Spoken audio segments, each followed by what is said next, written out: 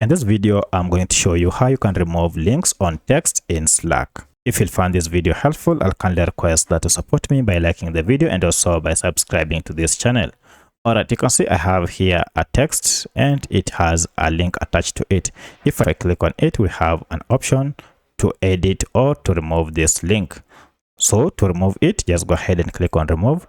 And now you can see this is now a plain text instead of a link text.